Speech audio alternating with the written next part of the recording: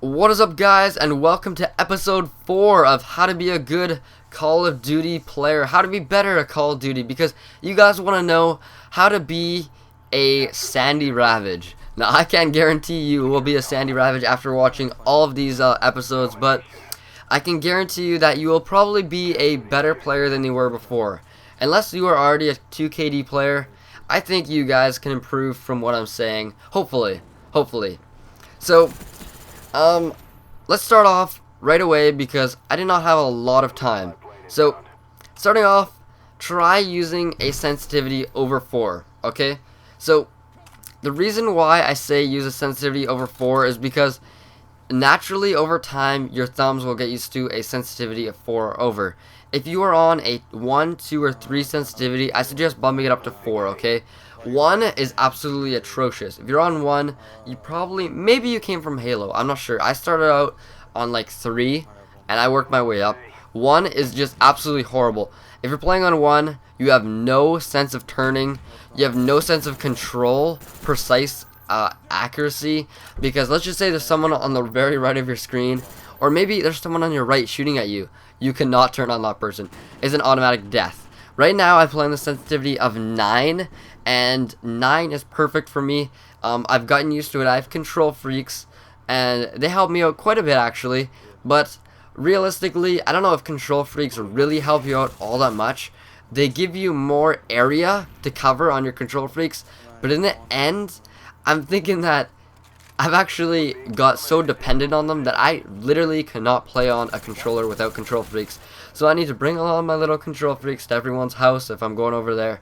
I'm going to play Xbox. But, like I said, if you really want to raise your sensitivity and you're not that high at all, what I did, I started out in World at War, and eventually, by Modern Warfare 2, I was on a steady 7 to 8 sensitivity. And so I started out on 2. Every single week during the summer, or every 2 weeks, I would bump it up by 1 point. And over time, right away it doesn't seem like a whole lot, but it might if you play on one sensitivity for a while. It might get a little bit hard to get used to for the first little while, but over time, like I said, you will get used to it. It will come naturally, and I don't suggest going up to 9. 9 is maybe a little bit too high, because for me at least, I've gotten so used to the 9 that I snipe tons, and I love sniping on high sensitivity. It just gives me so much accuracy, I find. But I would suggest, if you are going for a really versatile sensitivity, I would say 6. 6 is probably the best sensitivity to go with. Maybe 5. 5 or 6 is, in my opinion, is the best sensitivity to go with. But then again, sensitivity is all up to you. I'm not trying to force you to pick a higher sensitivity.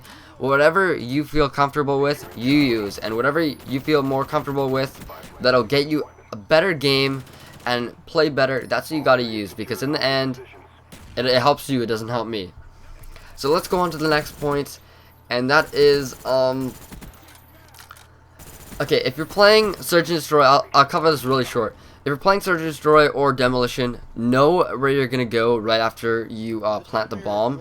I said that because I play Search and Destroy a lot, and I know a lot of people that do play Search and Destroy, but it is becoming less common in Black Ops because I don't find it as fun, as like fast paced as Modern Warfare 2 with the Marathon Lightweight. So we'll see come Modern Warfare 3, hopefully it is more fast paced, and I would love it if it was. So you gotta have set places after you plant the bomb, know exactly where you're gonna go. Because if you don't, you're going to get caught choosing between 1 or 2 areas, and you're probably going to die. Another thing is you gotta take note of the location of an enemy appears. Okay, sorry, I was reading my notes out loud. I don't know on my iPod. Okay, so take note of when an enemy shoots, okay? So not a lot of people use silencers in Black Ops or Call of Duty in general. So try to use your radar to your advantage. If you use a counter UAV as a kill streak, oh my goodness, I hate counter UAVs. It is an amazing kill streak, and I suggest using it. Really, I suggest using it. Because I hate counter UAVs, not because they're overpowered at all. They are not overpowered one bit. But for the reason that I use my radar so much that when I don't have a UAV, I feel lost. I really do. because my eyes are constantly peering up to the UAV and looking up there. So if you do not trust your kill streaks being at Blackbird, Chopper Gunner, maybe Dogs, I suggest maybe going for a UAV, counter UAV, maybe I'd say UAV, Blackbird, Chopper Gunner, or UAV attack helicopter, Blackbird. I always ride the Blackbird for the reason of Blackbirds are the most overpowered kill streaks in the game. Let's face it, if you know exactly what direction the opponent is standing and how they're moving across the map, exactly what point they are in real time, okay? Sure, there's a counter with counter UAV, but how many people actually ride the counter UAV? It cannot be shot down by a Strela, or not a Strela, what's it even called in Black Ops? I haven't played in a week. FML, that's bad. But anyways, it cannot be shot down, and I think it's good that it can't be shot down because I worked hard for that Blackbird. But let's face it, Blackbird is probably the most overpowered kill streak. Moving on. Burst firing at medium to long range. Okay, I cannot emphasize this enough, people. I do not hold on to that trigger. I burst fire. Okay, short range, I will hold on to the trigger, but just watch the game. If you really feel like it, watch the game over and watch me burst fire at medium to long range. Burst firing, I just kind of tap it. Did it really quick with my finger, almost like I'm like semi using a FAL or something, right? And just enough so I can control the what's it called? Control the kick of the gun, and if you can control the kick, control the recoil, that's what I was looking for, the recoil. If you can control the recoil and hit all your shots, you will definitely win more gunfights. See, watch how I burst fire there. I did not get him because I didn't have enough guns, or not guns, didn't have enough ammo, but burst firing is so important. You notice that people that start out, they just hold on to the trigger and just go wild. Just go wild with their aim.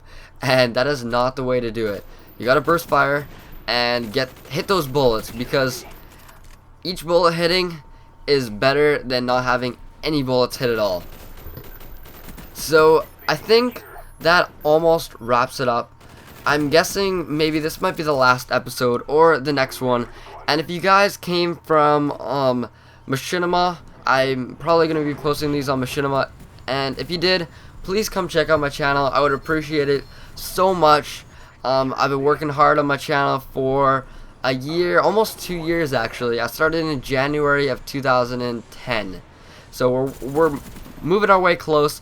I have 200 plus videos now, and it is amazing. All my subscribers on my channel are outstanding. I love each and every one of you guys, and I'm sorry for using the FAMAS straight out the gate. I know I'm gonna get dislikes and hate for this. I really know it, but I thought I'd use this game because, oh yeah, one other thing, if you really want to do really good, use the FAMAS. I know, I don't want to promote this gun any more than it is used, but if you are having a hard time getting good games, trust me, just use the FAMAS. You will do better. It is the most overpowered gun in the game. It has been patched, but not patched enough. So that about wraps it up. I hope you guys don't dislike this video just because I use a FAMAS, but if you did, okay, cool. A rating is a rating. If you guys could give this a rating, I would appreciate it so much. And I'm done, guys. I will catch you guys later. Peace. Oh, also, one more thing. Could you type in the comments what you want some more topics to be? I've been working on lots of topics, brainstorming, but I'm kind of running out of ideas. I did this little series because I thought this was an amazing idea to help you guys. And anyways, that is it. Put some topics that you'd like to see me discuss in the channel or in the comments of this video, and I'll be looking through them. Anyways, that is it. I'll catch you guys later. Peace.